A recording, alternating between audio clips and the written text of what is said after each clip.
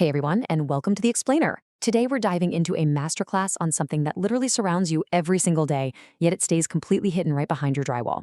Yep, we're talking about the building science of home insulation. We're going to strip away all the complicated jargon and look at exactly how home insulation actually works from the ground up. Because honestly, understanding this first principle stuff, it's the ultimate key to unlocking real comfort in your house and, frankly, drastically lowering those monthly energy bills. Okay, here's our roadmap for today. Number 1. The home thermal envelope. 2. Where homes lose energy. 3. Batt versus blown-in insulation. 4. The blow-in blanket system. And finally, number 5. Warning signs and next steps. All right, let's jump right into section 1, the home thermal envelope. So, tell me if this sounds familiar. It's a totally universal homeowner frustration, isn't it? You turn up the thermostat, you can actively hear the furnace roaring or the AC absolutely blasting, but you're still shivering on the living room couch or sweating through your sheets in the upstairs bedroom. Why is that happening? Well, a huge misconception is that you just need to go out and buy a bigger, more expensive HVAC unit to overpower the problem. But the real answer? It actually lies in understanding building science. Your HVAC system is really only half the equation here. I want you to think of your house like a giant protective bubble. This is your thermal envelope. It's the physical barrier, your insulation, your air sealing, the windows, the doors, that separates your perfectly comfortable, conditioned indoor living space from the wild, totally unconditioned outdoor environment. And here is the kicker. If there's any weakness in this envelope, if your bubble has a leak, it completely undermines your heating and cooling systems. It literally forces your HVAC to work overtime just to keep up.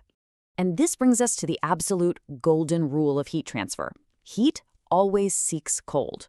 Always. No matter what season it is. It's just a relentless force of nature. In the summer, that blazing outdoor heat is constantly attempting to force its way into your nice, cool home. And in the winter, that expensive, warm indoor air that you literally just paid to heat is actively trying to escape outside. Your thermal envelope is the only thing standing in the way of this constant temperature tug-of-war. Moving right along to section 2, where homes lose energy. Okay, so if your thermal envelope is a bubble, the very top of that bubble is incredibly vulnerable. The attic is without a doubt the #1 culprit for energy loss. Think about it. Because heat naturally rises, your attic acts like a massive escape hatch in the winter for all that warm air you're paying for. And conversely, in the summer, the sun just beats down on your roof all day, turning your attic into an absolute oven. I mean, we're talking sometimes over 150 degrees Fahrenheit up there, and that intense heat just radiates straight down into your living spaces. But listen, just pouring a bunch of extra insulation into your attic isn't some magical silver bullet, because your home is losing energy from all sides. Uninsulated exterior walls, they allow for constant year-round heat transfer. Crawl spaces will literally pull heat straight down through your floorboards, which is exactly what gives you those freezing cold floors in December. Basements create these massive temperature imbalances across the house.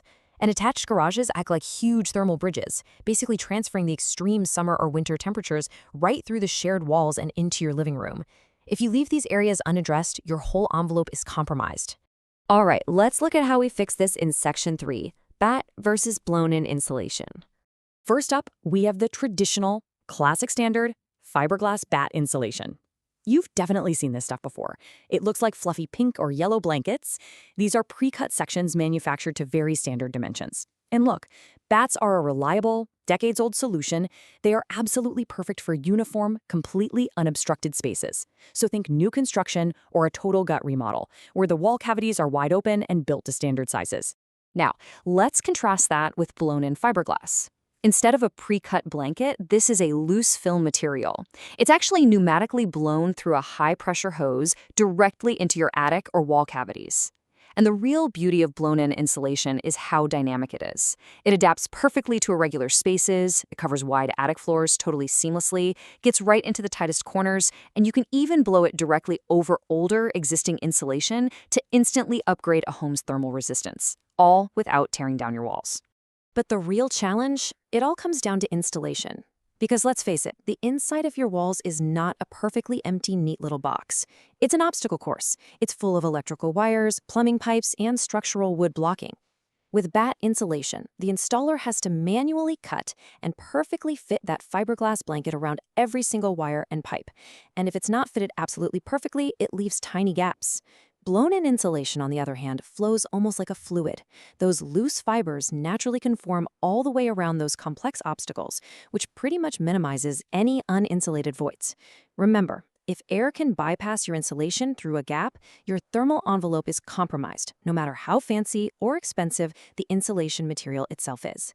This brings us to a really brilliant solution. Section 4, the blow-in blanket system. So enter the blow-in blanket, or BIB system. This is such a fascinating mechanical evolution in building science. Instead of trying to stuff a pre-cut, rigid batt into a wall that's full of plumbing, installers will actually stretch and staple the specialized, breathable fabric netting really tightly across the open wall framing. This netting essentially acts as a mold. Then they insert a hose right through the netting and pneumatically blow the loose fiberglass into the cavity. Because it's under high pressure, that fiberglass fills every single irregular inch, completely and totally enveloping all those pipes, wires, and electrical boxes. When we stack these two methods up against each other, the difference in coverage quality becomes super obvious. While batts are totally great and they're perfectly suitable for standard, unobstructed framing, they are definitely prone to leaving small gaps around obstacles. The bib system, though, is highly preferred by a lot of professionals, specifically for complex cavities. Why? Because it essentially guarantees continuous void-free coverage. It creates this super dense, custom-fitted thermal blanket for your specific, unique wall. I really want you to internalize this quote right here. The effectiveness of insulation depends not only on the insulation material itself, but also on how completely the insulation covers the intended area. I mean, you could literally buy the most expensive, highest-rated thermal insulation on the planet, but if the insulation leaves even a 1-inch gap around an outlet box where air can freely bypass it, you're basically just throwing your money away. When it comes to the thermal envelope, coverage is everything. Okay, wrapping things up with Section 5, warning signs and next steps. Let's talk about diagnosing your own house. So, what should you actually be looking for? Walk around your house and pay attention to these symptoms. Are your heating and cooling bills mysteriously creeping up year over year, even though your usage hasn't changed at all? Do you walk from the hallway into the master bedroom and feel like a sudden 5-degree temperature drop? How about drafts right near the baseboards, or freezing cold floors above your crawl space? Or maybe it upstairs that turns into a total sauna every single July? Now, a huge mistake homeowners make is thinking these are just the charming quirks of living in an older house that you just have to suffer through. Actually, scratch that. They aren't quirks. They are mechanical, diagnostic failures of your thermal envelope. So here is some actionable homework for you. Wait for a really hot or a really freezing cold day, and just monitor the temperature differences room to room. Walk around barefoot. Seriously, it helps you check for cold spots on the floors. If you're comfortable doing it, safely pop your head up into the attic with a flashlight. Look to see if the insulation has settled way below the floor joists, or if it looks damaged or damp. But honestly, your absolute best, most practical next step is to call in a qualified insulation professional. A pro can run a comprehensive assessment. They often use thermal imaging cameras, and they can definitively map out the exact weaknesses hiding inside your specific property's envelope. Real quick, I want to take a second to shout out the source material for today's explainer. We drew these insights from the educational guides provided by RSI Insulation, based out of Salt Lake City, Utah. And look, given that Utah experiences both blistering, intense summers and absolutely freezing winters, their expertise is quite literally forged in managing extreme seasonal temperature swings. That makes their insights into heat transfer and the importance of continuous coverage incredibly valuable for homeowners anywhere in the country. So I'll leave you with this one final thought to chew on. Is your home's thermal envelope truly protecting you, or is your HVAC system constantly fighting a losing battle against the laws of physics? I highly encourage you to keep learning about building science. Take a critical look around your own living space today and reach out to a local professional to make sure your home is operating at peak efficiency. Because true comfort, it isn't just turning a dial on a thermostat.